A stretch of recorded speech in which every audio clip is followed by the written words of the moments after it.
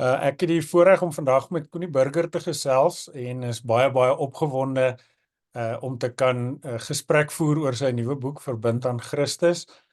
Die subtitel is Om in Vereniging met Christus te leef. Connie, is baie lekker om te gesels.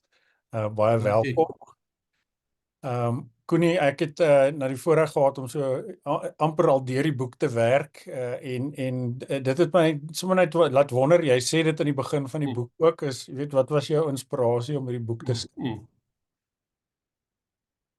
Laat ek een of twee goed sê, Tom. Inspirasie verstaan ek nou amper as wat het jou gemotiveer om die boek te skryf? En ek dink soort van iets wat jy later besef. Een van die gemeentes hier naby ons het nou 'n slogan half vir die jaar of vir die halfjaar gehad van dieper. En ek tel dit nogal op by baie mense dat daar, nie almal in die kerk nie, maar dat by baie mense gevoel is van ons het 'n behoefte om dieper te gaan met hierdie storie. En ek dink omdat ons nie daaraan genoeg aandag gee nie, dit is hoekom ons baie keer lidmate verloor na ander kerke toe op die oomblik, omdat ons nie genoeg op die ding optel nie. En waar ons dit optel, voel dit vir my boer ons met ander tradisies se materiaal dikwels. So ek dink wat ek in die boek probeer doen het, is om te sê, hoe lyk dit as gereformeerde mense dieper probeer gaan? Wat is ons eie klemme in spiritualiteit? Daarmee probeer ek my nie afgrens teen ander nie, jy weet. Ekumene is my baie belangrike, mens moet van almal leer, wonderlike goed by die Katolieke wat ons kan gebruik. Maar my gevoel was, as ek gaan kyk na mense in ons eie tradisie, veral Calvin, maar ook by ons locally Andrew Murray, is hierdie vereniging met Christus, wat jy veral by Paulus optel en ook by Johannes, is dit 'n baie interessante ding, wat ek dink vir ons kan help om te verstaan hoe gereformeerde spiritualiteit lyk. En wat is die eie klem wat gereformeerdes kan inbring in hierdie gesprek oor spiritualiteit en dieper gaan.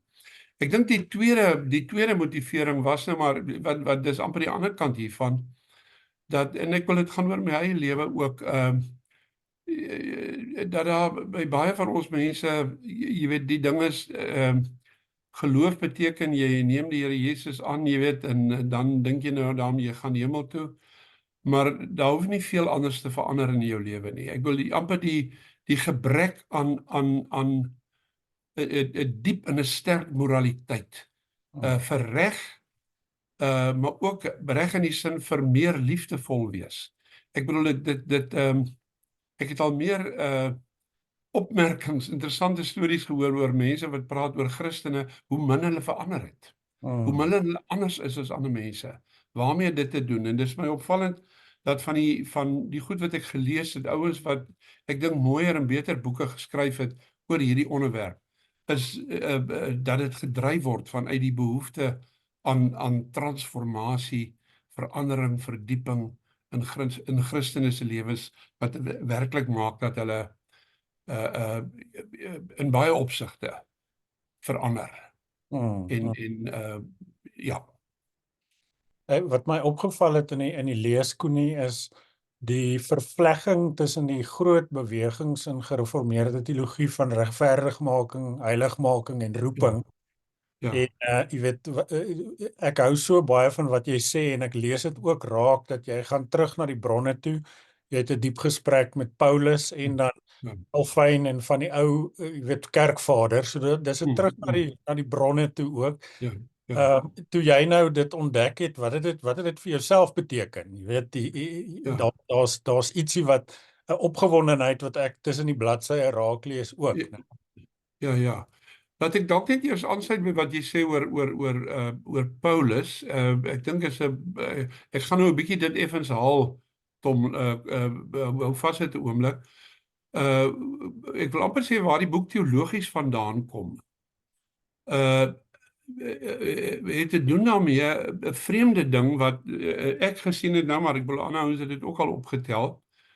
In die boekie wat ek en Marius oor Jesus geskryf het, sê ons in die eerste hoofstuk, daar's 4 goed wat ons bekommer in die kerk.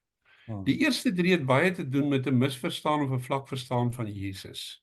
Maar die vierde een het ons daar gesê, en die tweede laaste hoofstuk gaan daaroor, dit kan ook wees soms, dat mense nie net vir Jesus nie, maar ook wat geloof in Jesus beteken, nie reg verstaan nie.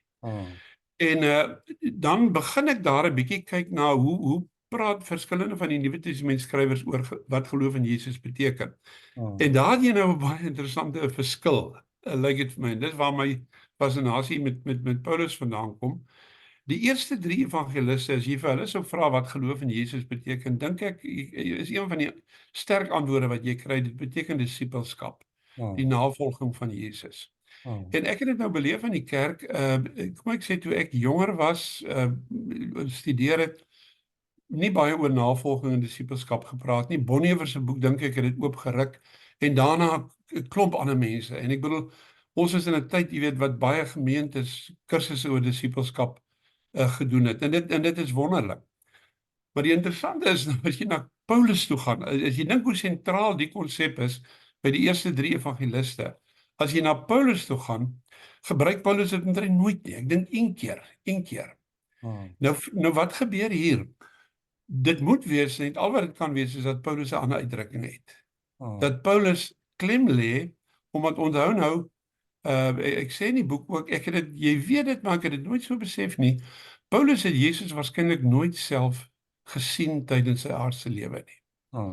Sy kontak met Jesus het gekom uit wat hy gehoor het van ander mense oor Jesus, en Handelinge 9, die ontmoeting daar. En ek dink ons het altyd die klemme nodig. En dis 'n sterk ding wat agter die boek lê. Ek wil sê, en dis waar die reformatie inkom nou. Reformatie sal vir ons sê, navolging alleen, die oproep dat jy op 'n stadium verstaan, geloof beteken ek moet Jesus navolg, dit alleen is nie genoeg nie, want of jy dit wil weet of nie, jy het dit nie in jou om dit op jou eie te doen nie. Luther en Calvin, ek skryf in die boek ook oor die mooi ding wat hulle dikwels die reformatie verduidelik, om te sê die Katolieke het gesê, jy is 'n sondaar om jy sonde doen. Moeilikheid lê by wat jy doen, sodat jy jouself net reg en begin anders optree en doen, jy weet, dan is alles alright. Luther en Calvin het gesê, sorry broer, suster, jy het 'n dieper probleem. Jy doen sonde omdat jy sondaar is. En as jy nie gehelp word om te verander op daai vlak nie, gaan niks verander in jou lewe nie. Jy kan maak of jy Jesus navolg. Jy kan, jy weet, voorgee of jy hom navolg, maar jy sal dit nie kan doen nie. En dit is as die Heilige Gees nie kom en jou transformeer deurdat hy jou verbind aan Jesus nie. Dit is Paulus se amper sy teologie oor wat agter die skerms gebeur rondom die Calvin het gesê, is die eerste werk van die Heilige Gees, dat hy ons verenig met Christus, en dis waar die transformasie vandaan kom. So, vir my was, ek moet sê, jy vra wat ek ontdek het, dus ek dink ek het Paulus nie ontdek. En vanuit hierdie, Handelinge 9 is 'n wonderlike teks wat ons te min preek, hoor. Jy weet, waar Paulus, hy het gedog hierdie ou is dood, hy wil nou net die laaste disippels uit die weg uitruim, wegkry van die bord af, en dan, die groot ding wat ek dink alles dryf wat hy skrywe, wat sy lewe lank om bygebly het, was, hy het gedog hierdie ou is dood, en hy is nie dood nie. Hy leef. Maar hy kan hom nie sien nie, maar deur die geloof is daar 'n verbinding wat die Heilige Gees kom lê. Sure. En ek dink, jy weet, as jy nou daai lens kry van Paulus se ontdekking, jy weet, dan jy sê 'n paar keer in die boek, jy weet, dat hierdie terme, verwante terme van verbinding met Christus is amper 170 keer in die Nuwe Testament. Ja, dis reg. En jy weet, ek het gevind, soos wat ek deur die boek lees, wow, jy weet, dan, jy weet, dit voel vir my, ek het nou deur die boek amper gelees, maar nou wil ek daai tekste baie diep, jy weet, bestudeer en na kyk.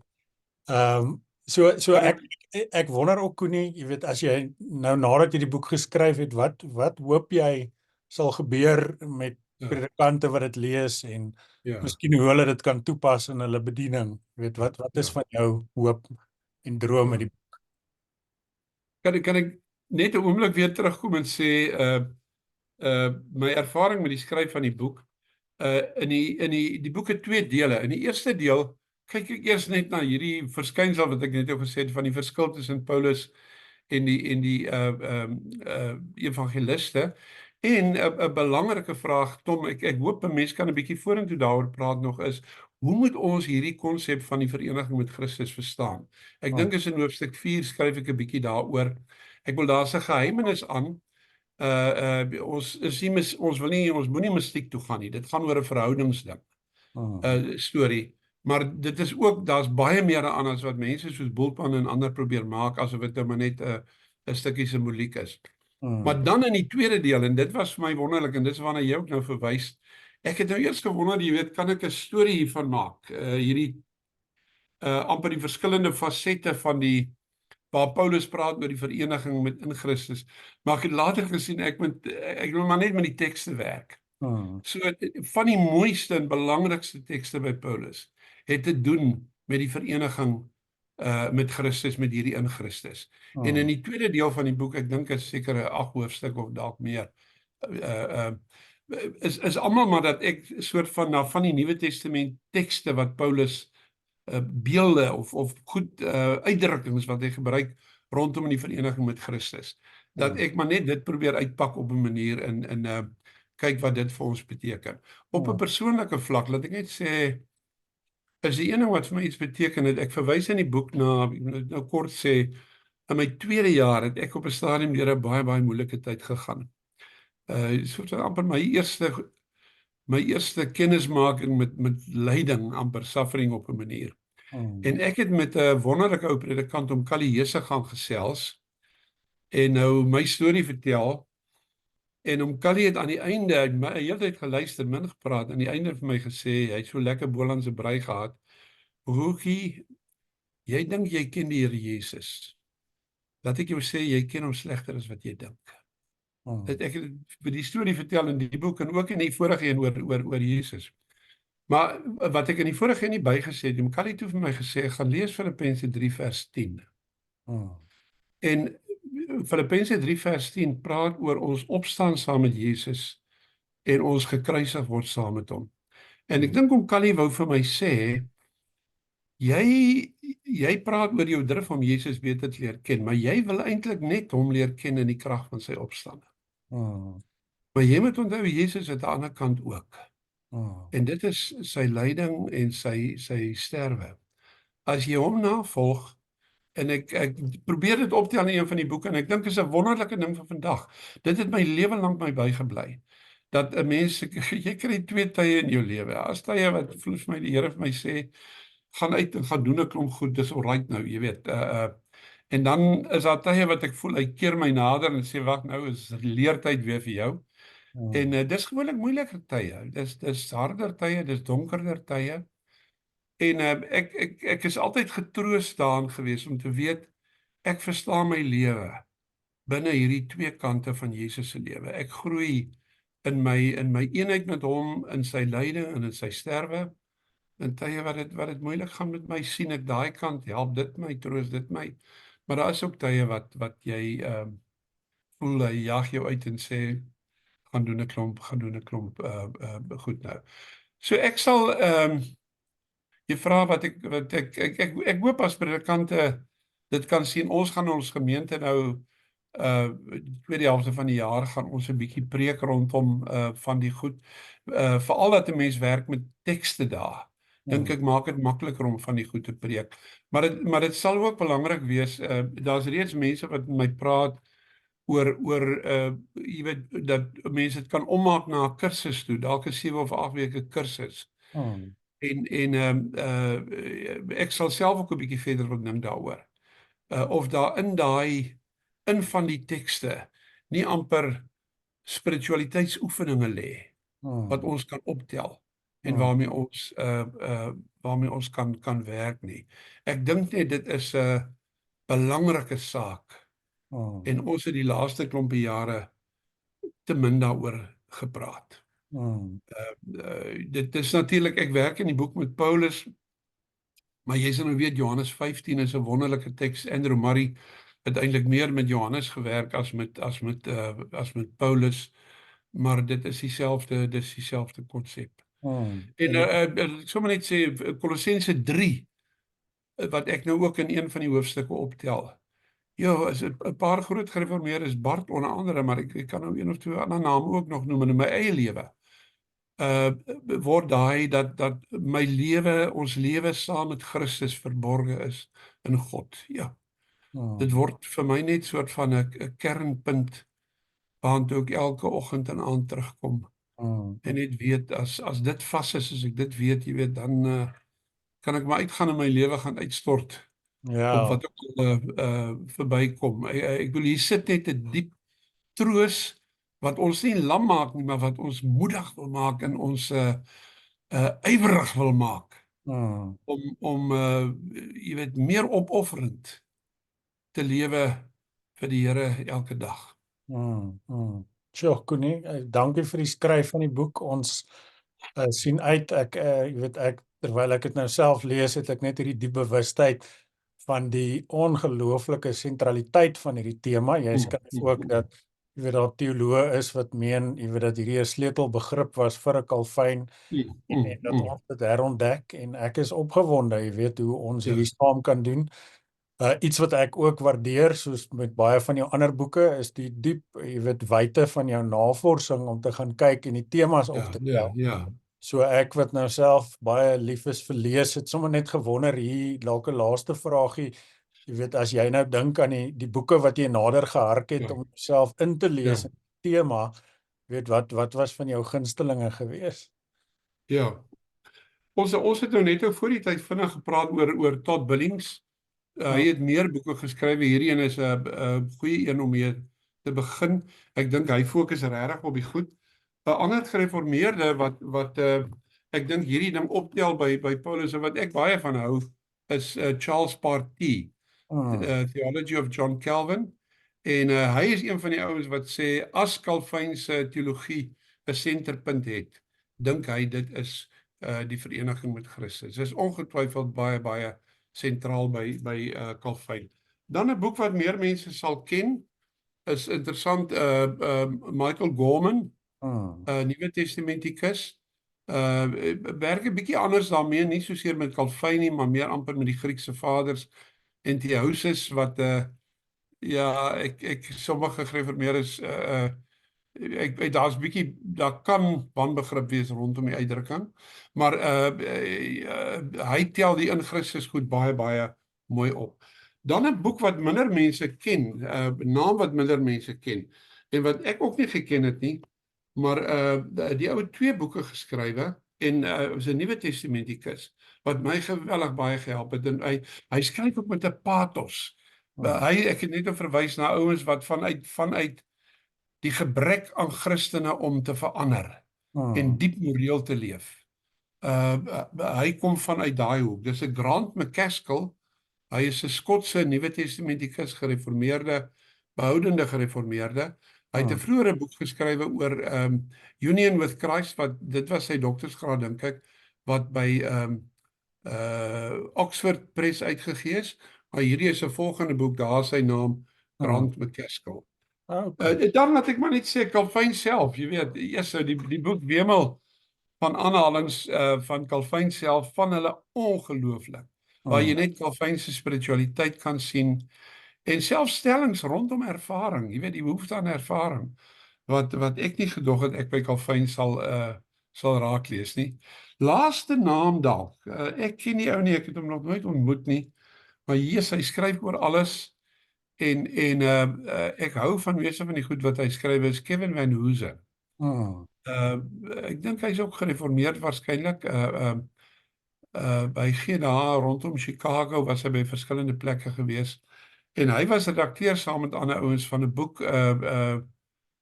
In Christ in Paul, soort van wat die in Christus uitdrukking in Paulus beteken. En hy het net op baie van die moeilike debatte rondom veral presies hoe ons die uitdrukking vereniging met Christus moet verstaan, het hy net baie wyse goed gehad wat hy gesê het daaroor.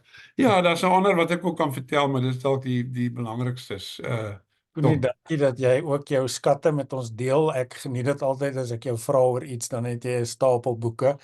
So dankie vir die moeite om dit te lees en te verwerk en dan ook 'n stuk te skryf in Afrikaans. Ek is opgewonde, jy weet, dat die boek in die Hebreër Kerk gelees gaan word en dankie dat ons so 'n bietjie daaroor kon gesels. Baie dankie Tom, dit was aangenaam vir my. Sterkte vir jou. Nou laat ek gou-gou vir julle net wys hoe lyk die boek. Hierso is die voorblad en mens kan hom lekker maklik bestel by Bybel Media. En ek kan dit regtig aanbeveel. Ek het vir Koenie gesê dit is 'n boek wat ek met my tienerseun nou wil doen ook. En veral, jy weet, lekker deur Paulus se geskrifte en daai pragtige aanhalinge van die skrywe van Calvin bietjie met hom ook deur te gaan. So julle kan gerus net vir Bybel Media kontak en die boek so kry. Koenie, baie dankie en hoop jy Dankie Tom. vind Dit was vreugde baie aangenaam. Sterkte vir jou, hoor. en al die gesprekke wat gaan oopgaan na die skryf van hierdie boek. Ja, dit sal lekker wees vir my, hoor. Dankie.